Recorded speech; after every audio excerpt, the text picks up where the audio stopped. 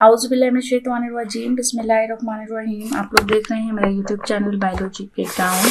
आज हम क्लास 12 के जिस टॉपिक को पढ़ेंगे वो है phases of heart beat. Topic में सबसे पहले हम ये पढ़ेंगे कि in a continuous rhythmic cycle heart is passively filled with blood from the large veins and then the heart actively contracts. इससे पहले जो हमने टॉपिक पढ़ा उसमें हमने डिटेल में स्ट्रक्चर ऑफ हार्ट के बारे में पढ़ा है। अगर किसी स्टूडेंट ने वो टॉपिक नहीं समझा है, वो नहीं देखा है, तो आप लोग प्लीज़ जाके जो है वो उस टॉपिक को ज़रूर देखें। मेरे यूट्यूब चैनल पर वो स्ट्रक्चर ऑफ हार्ट का और हार्ट के फंक्शन का टॉपिक जो है वो मौजूद है। जब आपको स्ट्रक्चर ऑफ हार्ट अच्छी तरह से समझ में आ जाएगा तो आपको ये फेजेस ऑफ हार्ट बीट का टॉपिक और नेक्स्ट आने वाले जितने टॉपिक्स हैं वो भी अच्छे से समझ में आ जाएंगे।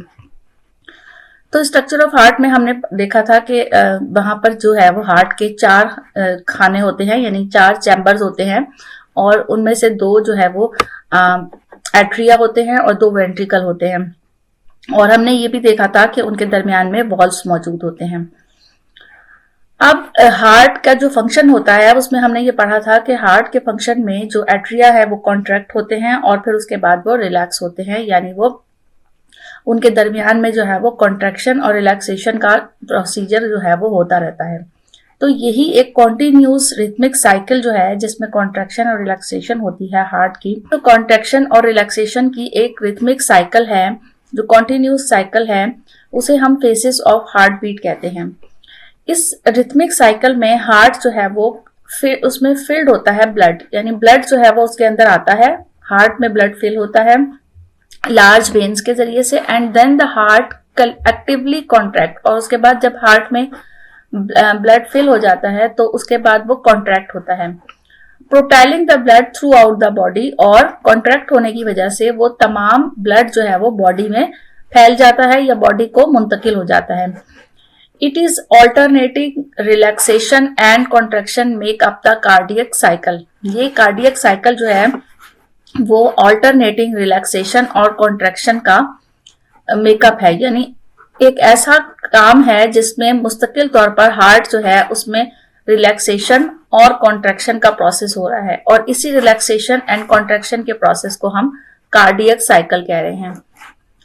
The cardiac cycle is a sequence of 1 heart beat, और ये जो पूरी एक कार्डियक साइकिल है जिसमें एक दफा कॉन्ट्रैक्शन और एक दफा रिलैक्सेशन हो रही है, उस सीक्वेंस को 1 हार्ट बीट, एक हार्ट बीट कहा जाता है। फेजेस ऑफ हार्ट बीट में हमने 2 टर्म्स जो है समझना है। एक टर्म है सिस्टोल और दूसरी है डायस्टोल। सिस्टोल का मतलब होता है कॉन्ट्रैक्शन और डायस्टोल का मतलब होता है डायलेट, यानी फैल जाना। सिस्टोल मतलब सुकड़ जाना और डायस्टोल मतलब फैल जाना। तो हमने जब चैम्बर्स के बारे में पढ़ा था हार्ट के, तो उसमें हमने देखा था कि हार्ट में जो 4 चैम्बर्स हैं उनमें से 2 को हम एट्रिया कहते हैं और 2 को हम वेंट्रिकल कहते हैं। जो अपर चैम्बर्स हैं उन्हें एट्रिया कहा जाता है और जो लोअर चैम्बर हैं उन्हें वेंट्रिकल कहा जाता है। तो जो अपर चैम्बर जिन्हें हम एट्रिया कहते हैं, उनकी सुकड़ने और फैलने की जो सलाहियत है उसे हम एट्रिया सिस्टोल कहते हैं, यानी जब कॉन्ट्रैक्शन होती है एट्रिया में, जब एट्रिया सुकड़ते हैं तो उसको हम एट्रिया सिस्टोल कहते हैं। उसमें एट्रियल मायोकार्डियम जो है वो सुकड़ जाता है, और जब एट्रिया जो है वो रिलैक्स होते हैं, फैलते हैं, तो उस टाइम पर हम उसे एट्रिया डायस्टोल कहते हैं। इसी तरह से वेंट्रिकुलर सिस्टोल में भी जब कॉन्ट्रैक्शन होती है तो हम उसे वेंट्रिकुलर सिस्टोल कहते हैं, और वेंट्रिकुलर मायोकार्डियम जो है वो उसमें कॉन्ट्रैक्ट हो जाता है, यानी सुकड़ जाता है। और वेंट्रिकुलर डायस्टोल एक ऐसा प्रोसेस है जिसमें वेंट्रिकल रिलैक्स हो जाते हैं, यानी इसमें वेंट्रिकुलर मायोकार्डियम जो है वो उसकी रिलैक्सेशन हो रही होती है।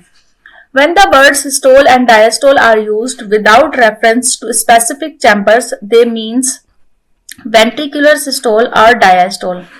अगर आपको ये सिस्टोल और डायस्टोल का वर्ड कहीं पर इस्तेमाल हुआ हुआ मिले और वहां पर किसी स्पेसिफिक चैम्बर का जिक्र नहीं हो, जैसे कि यहाँ पर आपको बताया कि एट्रियल सिस्टोल है या एट्रियल डायस्टोल है या वेंट्रिकल सिस्टोल है या वेंट्रिकल डायस्टोल है, तो अगर वहां पर इस वर्ड के साथ कोई चैम्बर का जिक्र नहीं है तो इसका मतलब है कि जो बात हो रही है वो वेंट्रिकुलर सिस्टोल और डायस्टोल की हो रही है।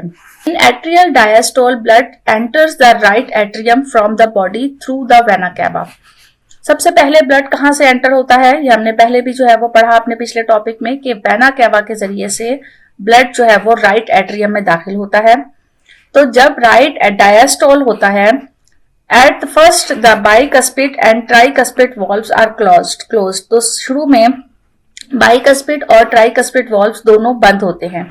But as the atria filled with blood, जैसे ही वेना कैवा से ब्लड एंटर होना शुरू होता है एट्रियम के अंदर, और वो फिल हो जाता है, पूरा फुल हो जाता है, तो प्रेशर की वजह से इन दम राइजेस, वो खुल जाते हैं, ओपन हो जाते हैं। Eventually it becomes greater than that in the relaxed ventricles and the valves are pushed open. और जब ये प्रेशर इसके ऊपर पड़ता है उन वॉल्व्स के ऊपर, तो उस वॉल्व्स के प्रेशर की वजह से रिलैक्स वेंट्रिकल होते हैं, वो भी वॉल्व्स को पुश करते हैं और जिसकी वजह से वो ओपन हो जाता है। In atrial systole the two atria contracts simultaneously and blood is pushed through the atrioventricular valve. और एट्रिया सिस्टोल में क्या होता है, चूंकि उसमें जो है वो सिस्टोल में कॉन्ट्रैक्शन हो रही होती है, तो उस टाइम पर दोनों एट्रिया जो है वो कॉन्ट्रैक्ट होते हैं और ब्लड जो है वो पुश कर दिया जाता है एट्रियोवेंट्रिकुलर वॉल्व के जरिए से रिलैक्स्ड वेंट्रिकल के अंदर। At this phase सेमील्यूनर valve is closed. इस फेज पर जब ब्लड वेंट्रिकल में आ गया, वहां पर ये सेमील्यूनर वॉल्व जो है वो क्लोज होते हैं। Tricuspid and bicuspid valves are open, और ट्राइकस्पिड और बाइकस्पिड वॉल्व्स ओपन होते हैं। In ventricular systole almost immediately the ventricles contract. जब ब्लड वेंट्रिकल में आ जाता है तो वेंट्रिकुलर सिस्टोल का प्रोसेस होता है और उस टाइम पर वेंट्रिकल जो है वो फौरन से सिकुड़ते हैं, कॉन्ट्रैक्ट हो जाते हैं, जिसकी कॉन्ट्रैक्शन की वजह से जो प्रेशर है वो वेंट्रिकल्स के ऊपर आता है और एट्रोवेंट्रिकुलर वॉल्व्स जो है वो क्लोज हो जाते हैं, preventing blood from returning to the atria. वो क्यों क्लोज होते हैं एट्रोवेंट्रिकुलर वॉल्व्स? इस वजह से क्लोज होते हैं ताकि जो ब्लड वेंट्रिकल में आया है वो वापस से दोबारा एट्रिया में ना जा सके। And this pressure forces open सेमील्यूनर valves of the aorta and the pulmonary artery and blood enter these vessels. और ये जो प्रेशर है, ये प्रेशर फोर्स जो है ये सेमील्यूनर वॉल्व्स को ओपन कर देती है, जिसकी वजह से जो ब्लड है वो एओर्टा और पल्मोनरी आर्टरी की तरफ मूव करता है। In this phase the tricuspid and bicuspid valves are closed. और इस फेज में ट्राइकस्पिड और बाइकस्पिड दोनों वॉल्व्स जो है वो क्लोज हो जाते हैं ताकि ब्लड वापस बैक फ्लो ना हो सके। Ventricular diastole, high pressure developed in the aorta.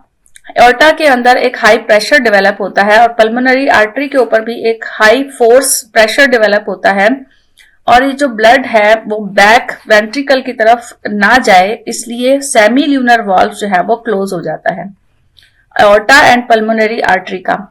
Hence back flow in the heart is prevented। और इस तरह से हार्ट का बैक फ्लो यानी कि ब्लड वापस रिटर्न होना जो है वो प्रिवेंट हो जाता है, बच जाता है। इस फेज में बाइकस्पिड और ट्राइकस्पिड वॉल्व ओपन हो जाते हैं।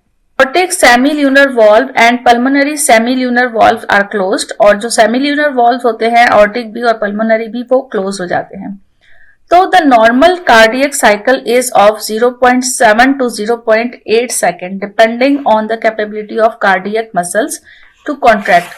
अब जो नॉर्मल साइकिल है, यानी ये जो सारा प्रोसेस है जिसमें वेंट्रिकुलर डायस्टोल हो रहा है, वेंट्रिकुलर सिस्टोल हो रहा है और एट्रिया डायस्टोल हो रहा है, एट्रिया सिस्टोल हो रहा है, ये पूरा प्रोसेस 0.7 to 0.8 सेकेंड में कंप्लीट होता है। और ये डिपेंड करता है इस पर भी कि आपके कार्डियक मसल्स जो है उनकी कितनी कैपेबिलिटी है कॉन्ट्रैक्शन होने की। The heart muscles rest 0.1 to 0.3 second between the beats. और जो हार्ट के मसल्स हैं वो 0.1 से 0.3 सेकेंड्स में रेस्ट, जो उनकी जो बीट्स है वो रेस्ट भी करती है। मुकम्मल कार्डियक साइकिल को अगर हम डायग्रामेटिकली समझने की कोशिश करें तो सबसे पहले फेज में हार्ट रिलैक्स होते हैं और एट्रोवेंट्रिकुलर वॉल्व्स जो है वो ओपन हो जाते हैं, जैसे कि आपको यहाँ पर एरोस की मदद से नजर आ रहा होगा। उसके बाद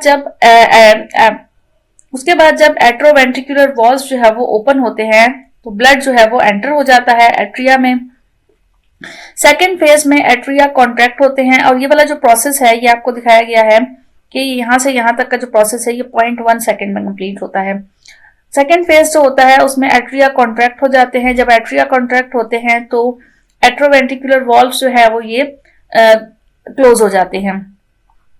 एट्रिया के कॉन्ट्रैक्ट होने की वजह से वेंट्रिकल जो है वो रिलैक्स होते हैं, वेंट्रिकल में ब्लड आ जाता है, और जब वेंट्रिकल में कॉन्ट्रैक्शन का टाइम आता है तो सेमी ल्यूनर वॉल्व्स ओपन हो जाते हैं। यानी जब वेंट्रिकल कॉन्ट्रैक्ट होते हैं तो सेमी ल्यूनर वॉल्व्स, यहां से ये देखें, ये सेमी ल्यूनर वॉल्व्स ओपन हो रहे हैं, और इन वॉल्व के ओपन होने की वजह से जो ब्लड है वो पल्मोनरी आर्टरी और एओर्टा की तरफ जो है वो मूव करता है, और ये जो प्रोसेस है ये 0.3 सेकंड में मुकम्मल होता है।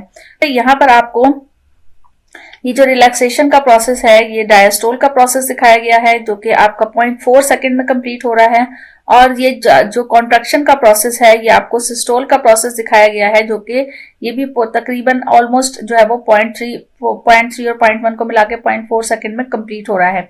तो ये पूरा कॉन्टिन्यूस रिथमिक एक साइकिल चलता रहता है, जिसमें डायस्टोल का काम, डायस्टोल होता है यानी रिलैक्सेशन होती है, और फिर उसके बाद कॉन्ट्रैक्शन होती है, और ब्लड जो है वो पूरी बॉडी में ऑर्टा और पल्मोनरी आर्टरी में जो है वो मुंतकिल हो जाता है। इस पूरी साइकिल को जो है वो हम कार्डियक साइकिल या फेसेस ऑफ कार्डियक या फेसेस ऑफ हार्ट बीट भी कहते हैं। तो ये हमारा टॉपिक था फेसेस ऑफ हार्ट बीट, जिसमें हमने दो टर्म्स सिस्टोल और डायस्टोल को पढ़ा, और हमने ये देखा कि किस तरह से हार्ट में जो है वो ब्लड फ्लो करता है, और ब्लड में हार्ट में कॉन्ट्रैक्शन और रिलैक्सेशन से ब्लड की जो है वो मूवमेंट होती है। आने वाले टॉपिक्स को समझने के लिए बेल आइकन को जरूर क्लिक कीजिएगा और चैनल को जरूर सब्सक्राइब कीजिएगा, ताकि आने वाली तमाम वीडियोस आपको टाइम पर मिल सके। थैंक यू सो मच, अपना बहुत ज्यादा ख्याल रखिएगा। अल्लाह हाफिज।